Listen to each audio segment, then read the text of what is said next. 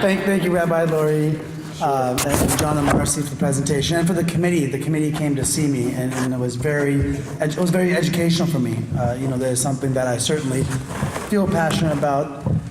Listening to Sheila talk about it and what the Toxic Coalition is doing, those images, I think a lot of us have seen it, whether it's 60 Minutes or other news programs, and we sometimes wonder what we can do about it. And I want to thank PACT for telling me what I can do about it, and how that's so important. And so what I'd like to announce right now is that tomorrow before the Rules Committee in the city of San Jose, I've prepared a memo that's going to be heard by the Rules Committee entitled e-Steward Certification. And it covers 3 specific areas. One is that, first of all, requires the city of San Jose, and this goes to the first question, requires the city of San Jose to become an e-Stewards enterprise, committing to best efforts to exclusively use e-Steward recyclers. That all city-sponsored e-waste recycling is done by e-Steward certified providers as defined by the Basel Action Network. And this one I think is the most significant, that all e-waste recyclers operating in the city of San Jose become e-Steward certified.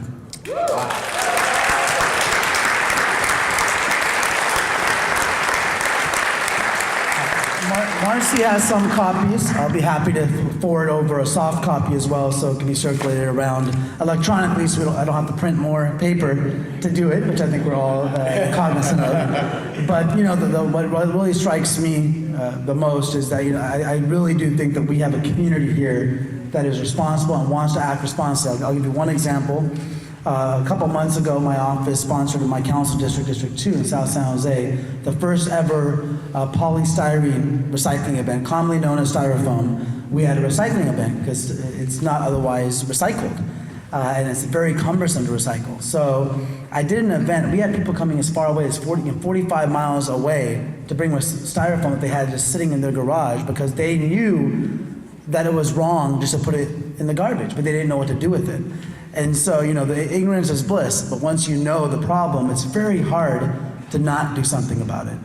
We have a very educated community here on recycling, and I think this is one area where there's so much room for improvement for all of us. And so by doing this, I think that we feel good now going to, when people go to get rid of their e-waste, they feel good about us because they're taking an extra step to make sure they're doing the right thing. And now we can really feel good about the end result. And I think it's quite fitting. Unfortunately, Councilmember Chu couldn't make it, but I think it's quite fitting for the two of us to be here, given that he's the first Chinese American ever on the City Council. I'm the first Indian American ever on the City Council. And it was great to hear from Alyssa and the youth talking about the next generation, not just the next generation here, but the next generation around the world. And that my family came from India, and I have to be just as concerned about children there as I am about children here. And so that's why I'm so thankful to PACT for making this an issue that's really something that we have to think about at a local level and on a global level.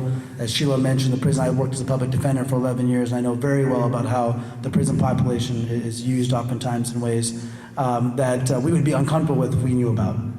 And so I think there's so many great things that are happening at one time here with one simple policy that we can really resolve a lot of issues. And I want to thank all the hard work by the committee of doing the research so I didn't have to do it, bringing it to me. I'm serious, we have a lot on our plate in the city. You all know that, everybody knows that.